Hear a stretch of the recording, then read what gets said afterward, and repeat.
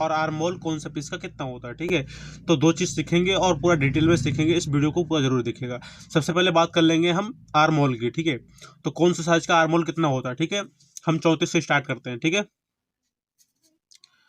34 size का आर्मोल कितना होगा, और 38 का आर्मोल कितना होगा, 40 का आर्मोल कितना होगा, और 44 का आर्मोल कितना होगा।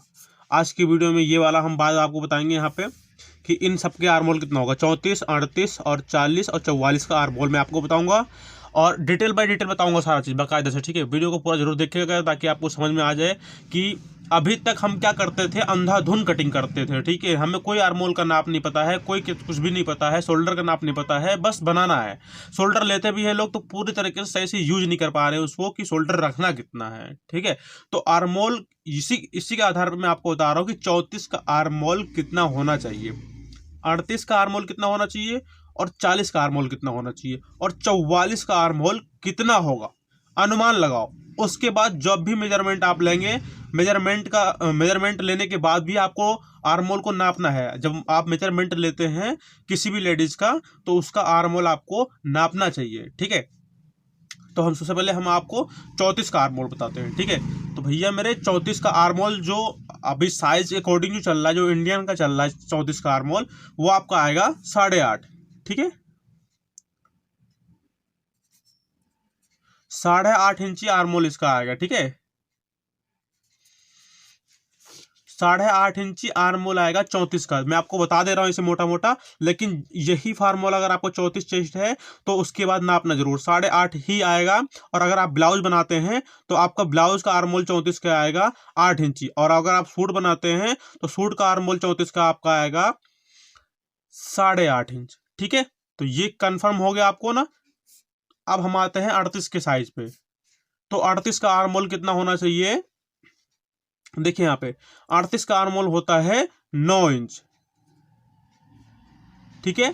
38 का आर्मोल होता है 9 इंच, और अगर आप ब्लाउज का बनाते हैं तो वो भी 9 इंच ही होता है, ठीक है।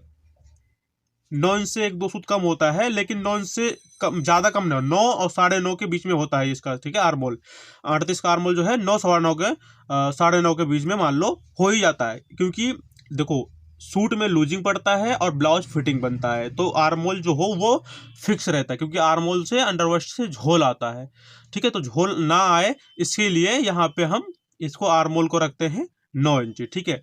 अब हमारा 40 का आर्मोल कितना आएगा, 10.25 इंच, ठीक है।